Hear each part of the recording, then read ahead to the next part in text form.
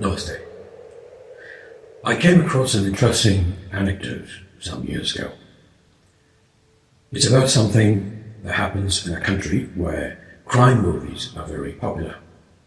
In this country, if you arrived late to a film that has already started, ushers will guide you to your seat using a torchlight.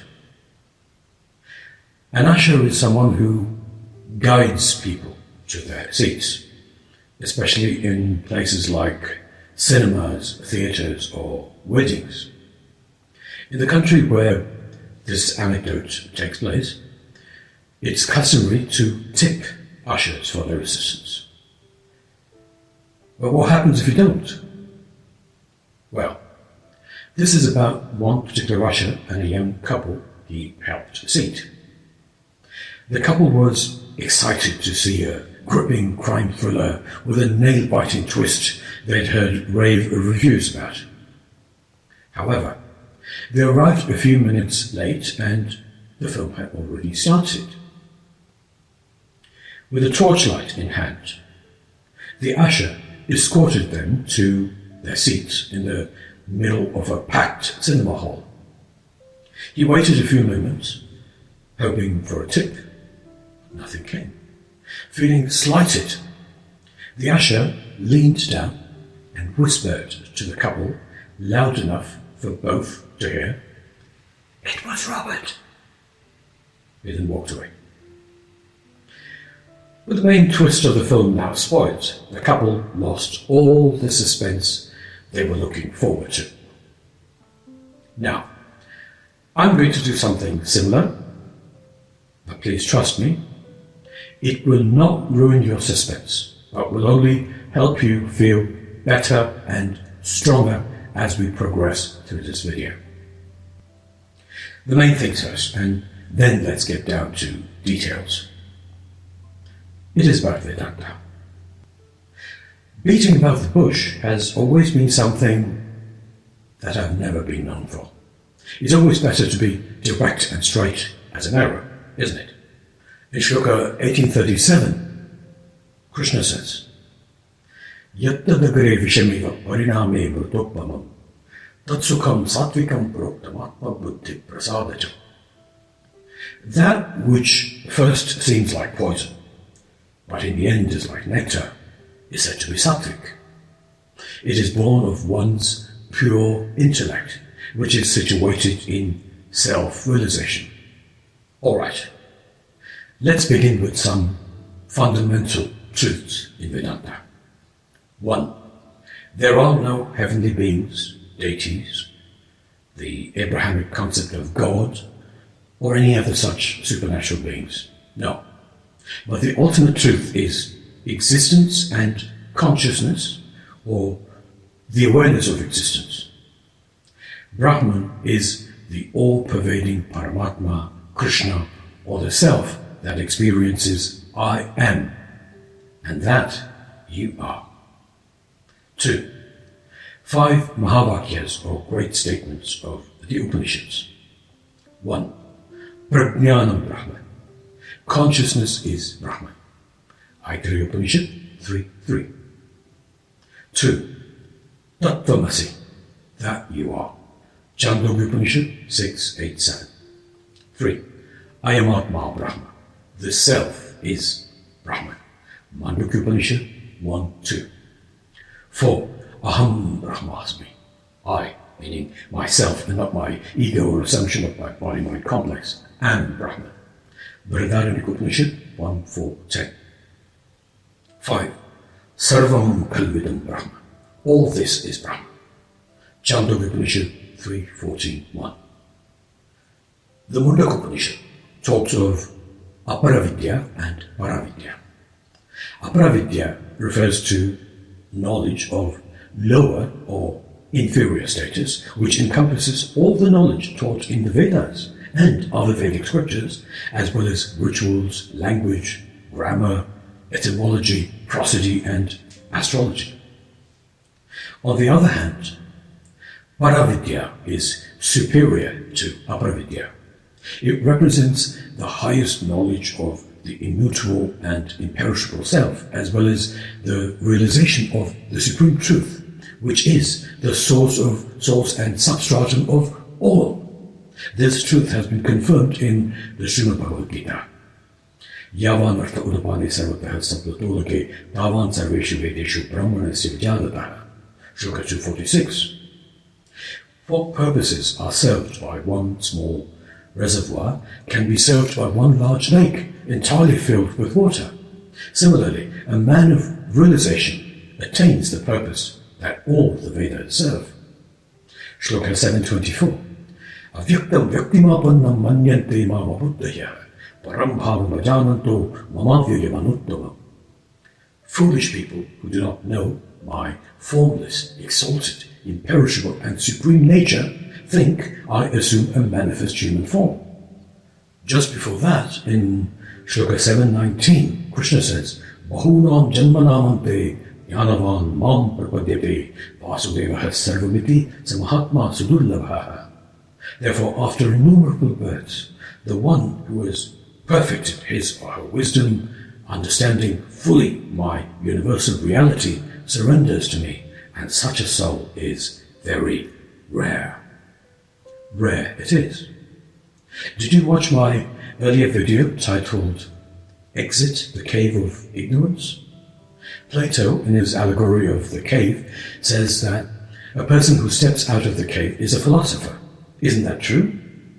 How often does one come across someone like Sri Adi Shankara, Swami Vivekananda, Sri Ramana, or even Osho? Actually, there are some organizations that call the greatest master of Vedanta, Sri Adi Shankara, a Mayavadi. Such organizations have armies of men and women who go on social media and give talks to enforce dualistic bhakti towards Krishna in the minds of the masses, for which people who would have to join their organizations dress like them and talk like them.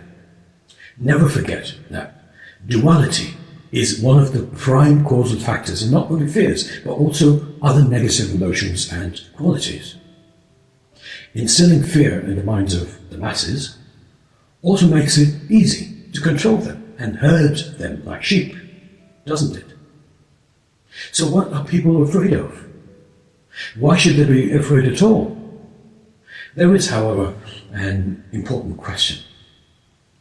Why do we have so many scriptures with such extensive matter, especially when the truth is so simple, as it is said in Shloka 246? My simple answer to this question would be that it is due to the ugly shape that duality or dualism has taken over a long period of time, and the layers and layers of avidya, or ignorance, that have covered human intellect. The notion of duality, that each person is separate and that a divine being created everything and watches over it all, is the fundamental cause of various belief systems that only serve to divide society into us and them. Think of yourself standing on the seashore, watching the waves of the sea. Now tell me, are the waves separate from the sea, or are they just temporary forms that rise from it and fall back into it? The self in every individual is the same ocean of existence, the all-pervading Paramatma. Objects and living beings are like the waves that arise from the ocean only to return to it. If people believe that Paramatma is all-pervading, why do they also think that he's different from what they call individual souls? Get this straight. There cannot be an all-pervading Paramatma and also multiple individual jivatmas, because that is a paradoxical situation. And it would simply contradict the omnipresence of Paramatma. If one says jivatmas are separate from Paramatma, it would only mean that Paramatma does not exist in the jivatmas, meaning there are places where Paramatma is not present, and that would in turn mean Paramatma is not omnipresent. The term spirituality has been interpreted in myriads of ways, ranging from painting one's face, shaving heads, talking a certain way, going to certain temples, singing certain songs, and following certain mortals, to sporting long beards or dressing in particular colours. The true bliss of spirituality can be experienced when one sees the same truth, the all-pervading self, Atman, Brahman or Krishna, in all beings and everywhere. Samam sarveshu bhuteshu tikthantam parameshwaram vinashyatva vinashyantam yaha pashyati sapashyati. How beautiful this is. Shloka 13:27 or 28 in some editions. The person who truly sees is the one who sees the Supreme Atman existing equally in all beings, the unperishing within the perishing. I repeat, the only way to truly unite would be to realize that the self in all beings is the same, and that all differences that people feel among people are purely man-made and are driven by ignorance, ego, and selfishness. Believing in duality can lead people to seek intermediaries who claim to be in direct contact with Paramatma, or what they call by different names, causing them to lose themselves and become mental slaves to such individuals or to their organizations. Those self-styled babas and pseudo-gurus sell techniques and products to enable people to attain peace, which, as a matter of fact, can be had in a matter of moments, if only they realized that they are the all-pervading self and not the body-mind complex they think they are.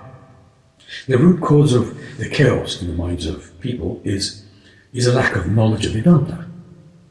It is disheartening to witness children being indoctrinated to believe in fictional stories from the scriptures that were primarily meant to convey profound wisdom across generations. I wish to bring to light a matter of utmost importance. The basic beliefs individuals hold about their innermost Atma, or what many call their soul.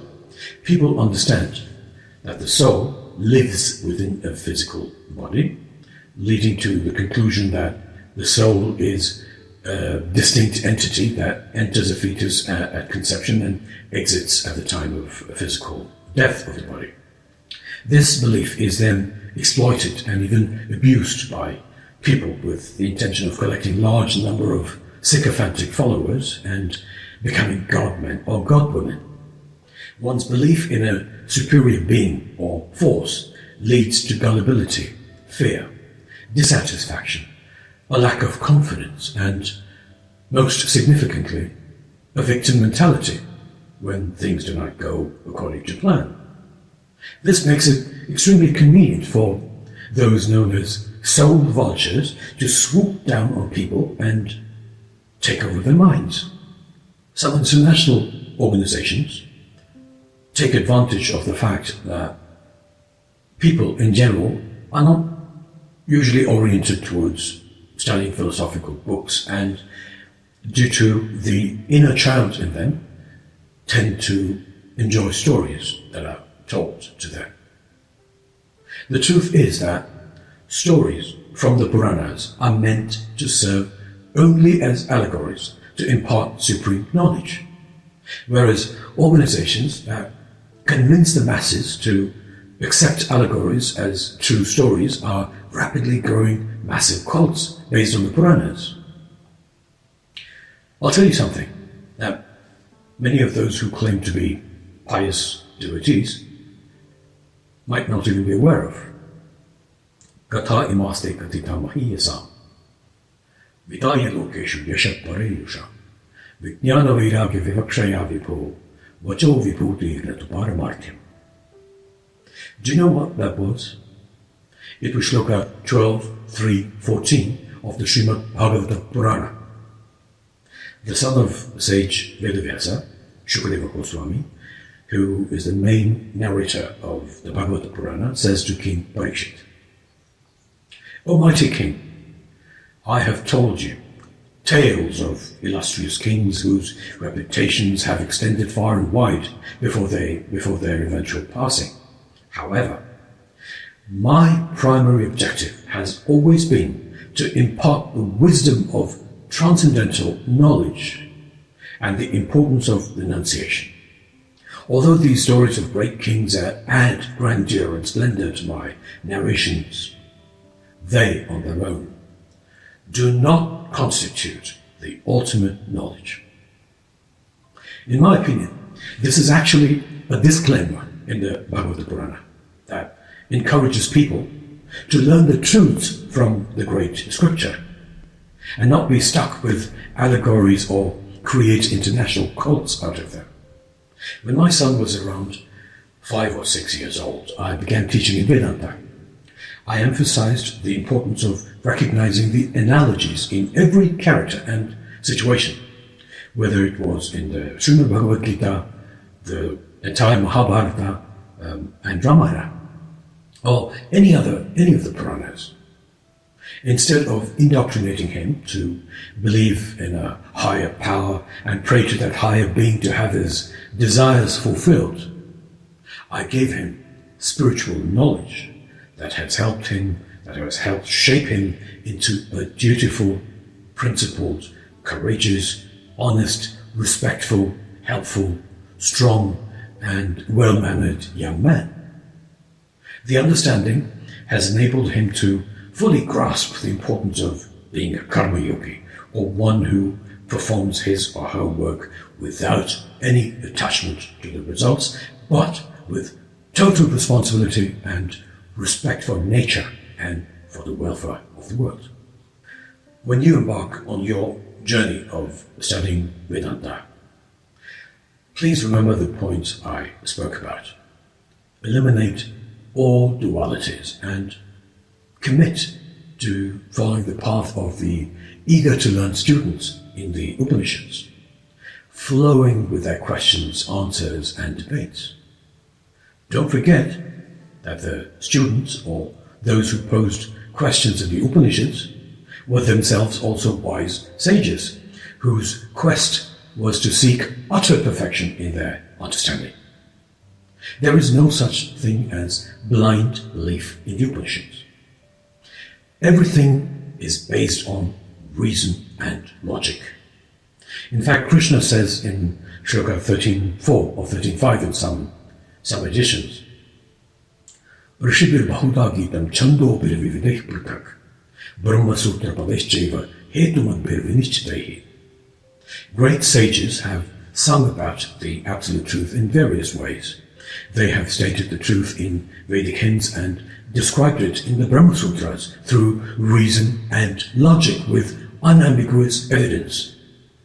Hetu, the term hetu in Sanskrit, means logical reason, logical deduction, and rational argument. The Bhagavad Gita says that.